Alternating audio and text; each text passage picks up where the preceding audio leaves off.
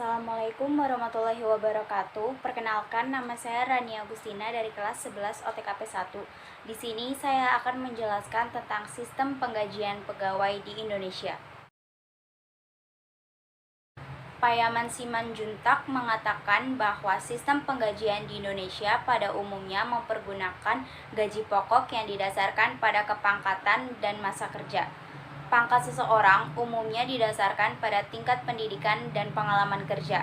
Dengan kata lain, penentuan gaji pokok didasarkan pada teori human capital, yaitu gaji diberikan sebanding dengan tingkat pendidikan dan latihan yang dicapainya. Gaji adalah balas jasa atau penghargaan atas prestasi kerja yang harus dapat memenuhi kebutuhan hidup bersama keluarganya secara layak, sehingga ia dapat memusatkan perhatiannya dan kegiatannya untuk melaksanakan tugas yang dipercayakan kepada. Pola dasar perhitungan gaji pegawai. Yang pertama, upah atau gaji harus mencerminkan nilai pekerjaan atau tugas. Yang kedua, kenaikan gaji hendaknya sebanding dengan peningkatan produktivitas kerja.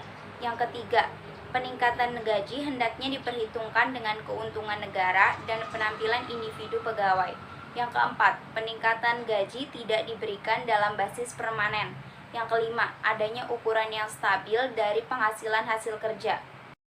Selanjutnya, sistem penggajian. Sistem penggajian dibagi menjadi 3 bagian.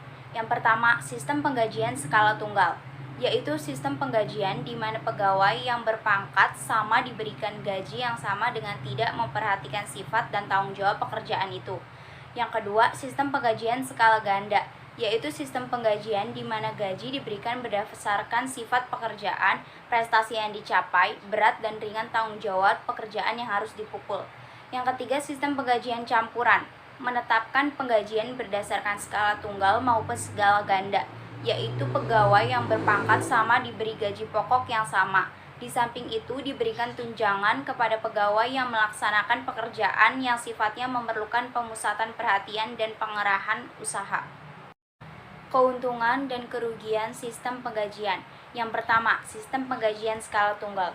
Keuntungannya sederhana dan cukup dengan satu peraturan.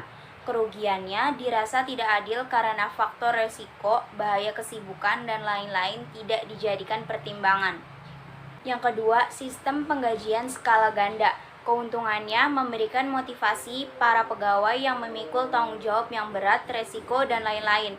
Kerugiannya menimbulkan ketidakadilan pada saat pensiun bagi pegawai yang memiliki pangkat dan pendidikan yang sama tetapi berbeda sifat pekerjaan. Indonesia mengadopsi skala campuran dan penggajian sebagai solusi dan menyeimbangkan kelebihan dan kekurangan yang ada. Yang pertama, pegawai yang memiliki pangkat yang sama mendapat gaji yang sama.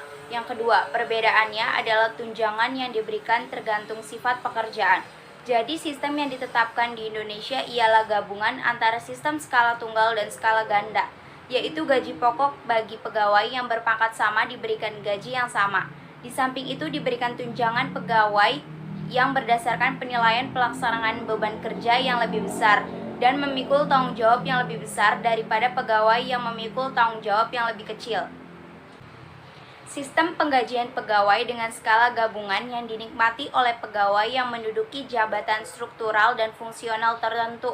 Artinya, selain gaji pokok yang sama dengan pegawai lain sesuai dengan kepangkatannya, kepada mereka juga diberikan tunjangan jabatan struktural maupun fungsional tertentu. Biasanya tunjangan yang diterima tergantung dari tinggi rendahnya jabatan yang diembaninya. Tunjangan-tunjangan menurut Peraturan Pemerintah Nomor 29 Tahun 1985 adalah: yang pertama, tunjangan jabatan. Yang kedua, tunjangan keluarga, terdiri atas pegawai yang beristri atau bersuami diberikan tunjangan suami atau istri 5% dari gaji pokok. Pegawai yang memiliki anak berusia sampai 18 tahun diberikan tunjangan 2% dari gaji pokok. Diberikan hanya untuk 2 orang anak. Yang ketiga, cacat. Yang keempat, daerah terpencil. Yang kelima, bantuan kematian. Yang keenam, uang duka dan biaya kematian.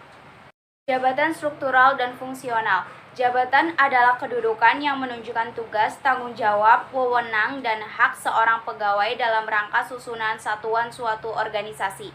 Yang pertama, jabatan struktural, yaitu kedudukan yang menunjukkan tugas, tanggung jawab, wewenang, dan hak seorang pegawai negeri sipil dalam rangka memimpin suatu satuan organisasi negara. Yang kedua, jabatan fungsional, yaitu kedudukan yang menunjukkan tugas, tanggung jawab, wewenang, dan hak seorang pegawai negeri sipil dalam rangka memimpin suatu satuan organisasi yang didasarkan pada keahlian atau keterampilan tertentu. Selanjutnya adalah kesimpulan. Sistem penggajian yang ditetapkan di Indonesia ialah gabungan antara sistem skala tunggal dan sistem skala ganda. Sistem penggajian skala tunggal yaitu pegawai yang berpangkat sama diberikan gaji yang sama dengan tidak memperhatikan sifat dan tanggung jawab pekerjaan itu. Sistem penggajian ganda yaitu gaji diberikan berdasarkan sifat pekerjaan, prestasi yang dicapai, berat dan ringan tanggung jawab pekerjaan yang harus dipukul. Jadi, gaji pokok bagi pegawai yang berpangkat sama diberikan gaji yang sama. Di samping itu, diberikan tunjangan pegawai yang berdasarkan penilaian pelaksanaan beban kerja yang lebih besar dan memikul tanggung jawab yang lebih besar daripada pegawai yang memikul tanggung jawab yang lebih kecil. Sekian materi yang dapat saya sampaikan, kurang lebihnya mohon maaf. Wassalamualaikum warahmatullahi wabarakatuh.